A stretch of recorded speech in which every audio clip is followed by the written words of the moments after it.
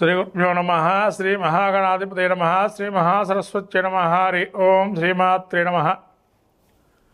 ప్రేక్షకులందరికీ ఆగస్టు మాస ఫలితాలు, శ్రావణ మాసము అట్లాగే భాద్రపద మాసము రెండు కూడా మనకు కలిపి ఉన్నది ఆగస్టు మాసంలో. ఈ ఆగస్టు మాసంలో ముఖ్యంగా 1వ తారీఖు అష్టమి స్వాతి నక్షత్రం బదులు శుభయోగాన్ని మొదలుకొని అట్లాగే తదనంతరము పవిత్ర ఏకాదశి, హయగ్రీవ జయంతి, రాఖీ పౌర్ణిమ, అలాగే సంకష్టహార చతుర్థి, కృష్ణాష్టమి, వినాయక చవితి, గురుపుష్యయోగము, అలాగే ఋషి పంచమి, దూర్వాష్టమి వ్రతంతో ముగుస్తుంది. అలా మహత్తరమైనటువంటి రోజులు ఈ శ్రావణ మాసం అట్లాగే భాద్రపద మాసం చివరిలో ఉంది. ఆగస్టు చివరిలో భాద్రపదం మొదలవుతుంది. మహత్తరమైన రోజులు. దీక్షాక్రమం వ్రతాధికాల్లో ఎక్కువగా మనము ఈ శ్రావణ మాసంలో మొదలు పెట్టుకుంటాము. కాబట్టి ఇక్కడి నుంచి మహాలక్ష్మి ఆరాధన అంటే ఆ యొక్క లక్ష్మీ అమ్మవారి అనుగ్రహం కలగాలని, వైశాఖ మాసం జ్యేష్ఠ మాసంలో విష్ణుమూర్తి అనుగ్రహం, అట్లాగే లక్ష్మీదేవికి శ్రావణ మాసము, భాద్రపదంలో గణపతి, అట్లాగే ఆశ్వయుజంలో దుర్గా,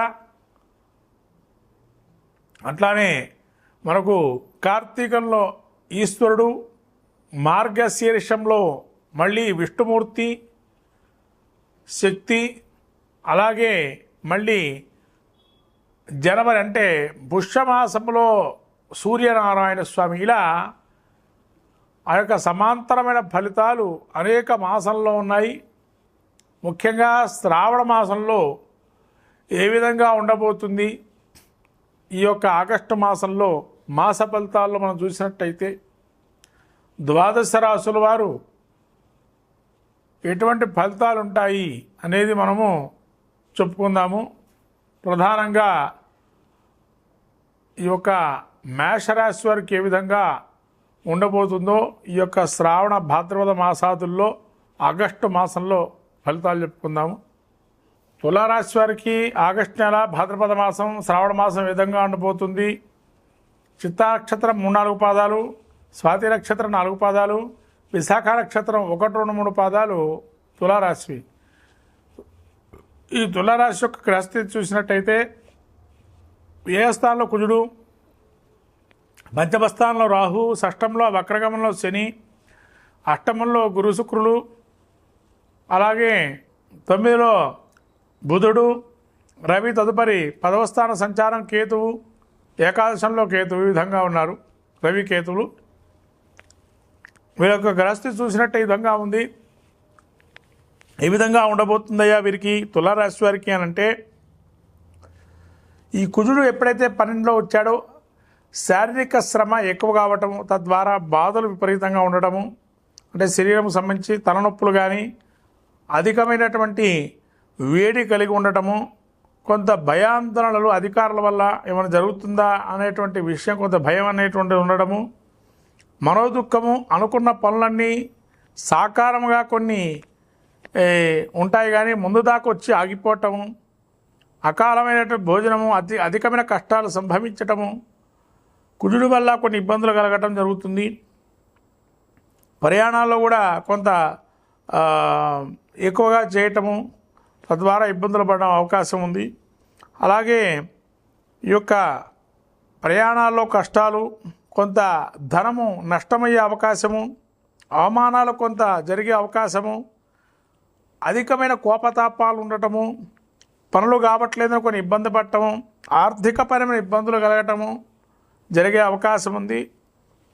నరాలకు సంబంధించిన బలహీనతలు ఉండటము, కొంత బలాన్ని చేకూరకపోవటము, అట్లానే వేదాంత చర్చ, గోష్ఠి, ఆధ్యాత్మికత భావనలు పెరగటము, అట్లాగే బంధుమిత్రాదులతో కూడా అనుకూలమైన అంశంగా మారటము, చేయి వృత్తి వ్యాపారాల్లో యోగప్రదంగా ఉండటము, కొంత నూతన పరిచయాలు ఏర్పడటం, బంధుమిత్ర సమాగమనం ఉండటము, దూర ప్రాంతాంచుకొని మంచి వార్తలు వినటము, అలాగే వివాహాది శుభ కార్యక్రమాలు హాజరు కావటము, అలానే కొన్ని కళ్ళయందు ఆసక్తి చూపటము, ఇలాంటి చాలా యోగప్రదంగా ఉన్నాయి. ఏకాదశుల్లో కేతు ఉండడం వల్ల కొంత సానుకూలంగా ఉంది, పనులు జరిగే అవకాశం ఉన్నది. కొంత ధన నష్టం జరిగినా పనులు సాఫీగా జరిగిపోతాయి. ఇంతకన్నా వేరే పరిష్కారం లేదనుకోవటము, తద్వారా మంచి ఫలితాలు పొందటము. అలాగే దశమంలో బుధుడు ఏదైతే ఉన్నారో కొంత కష్టము ఉన్నా కూడా ఆయన దాన్ని సమకూర్చి నిలబట ఓర్పు స్థానంతో ఉండడము, కార్యక్రమాలు సఫలీకృతం కావటము ఇవి జరిగే అవకాశం ఉంది.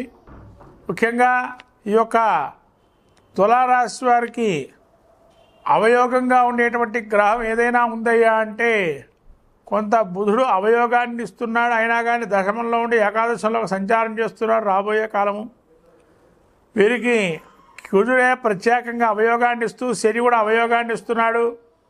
ఈ శని అవయోగాన్ని ఏదైతే ఉందో వీటి నుంచి బయటపడటానికి కాలభైరవ అష్టకము, శివారాధన, గ్రామదేవతారాధన చేయటం వల్ల మంచి ఫలితాలు ఉంటాయి. తద్వారా సఫలీకృతం జరుగుతుంది. ఈ విధంగా తులారాశి వారికి అవయోగంగా ఉండే గ్రహాలు కుజుడు, రాహు, శని వక్రగమనంలో ఉండడం వల్ల వీటికి శని ఆదివారాలు, శని కూడా శనివారము ఆదివారము తదేకంగా దానాలు కానీ చేసుకోవడం వల్ల మంచి ఫలితాలు ఉంటాయి. ఈ విధంగా తులారాశి వారికి యోగప్రదంగా ఉందని చెప్పవచ్చు. ఈ యొక్క 3 గ్రహాలే అవయోగాన్ని ఇస్తున్నాయి. శ్రీమాత్రి నమః. మొత్తం మీద ద్వాదశ రాశుల వారి పరిస్థితి చూసినట్టయితే మిశ్రమ ఫలితాలు కొన్ని యోగాన్ని ఇస్తున్నాయి, కొన్ని అవయోగాన్ని ఇస్తున్నాయి. శ్రావణ మాసంలో ముఖ్యంగా మనకు వచ్చే హయగ్రీవ జయంతి అందరూ కూడా జరుపుకొని మన వేద విద్యలు కానీ విద్యా సంపదలను పెంచుకునే అవకాశాన్ని ఇవ్వండి. వేదాన్ని సంబంధించిన విషయాల్లో చర్చాగోష్ఠి కానీ వేద విద్యని కానీ అభ్యసించినట్టు వారికి కొంత సత్కారాలు చేయటం వల్ల ఈ అవయోగాలు కూడా తొలగిపోతాయి. అలాగే రానున్న వినాయక చవితి రోజున చేయాల్సిన కార్యక్రమాలని చేసి గణపతిని యొక్క అనుగ్రహం పొందితే సలిచ కార్యాలని కూడా సాధిస్తాం. కాబట్టి మహాలక్ష్మి అనుగ్రహం కలగాలని చెప్పి లక్ష్మీ ధ్యానం కానీ మంత్రం కానీ అయితే వరలక్ష్మి అమ్మవారి ప్రీతిగా మనకు తామర పూసల మాల కానీ తామర పూలతో పూజ చేయటం కానీ ఇంట్లో శుభ్రత అనేది పెట్టుకోవటం వల్ల లక్ష్మీ అనుగ్రహం కలుగుతుంది. ఇది ప్రత్యేకంగా చెప్పాల్సిన విషయం. శ్రావణ మాసంలో శుభ్రతను పాటించండి, మహాలక్ష్మి అనుగ్రహాన్ని పొందండి. గణపతి గరిక పెట్టండి, గణపతి అనుగ్రహాన్ని పొందండి. శుభం భూయాత్. శ్రీమాత్రే నమః.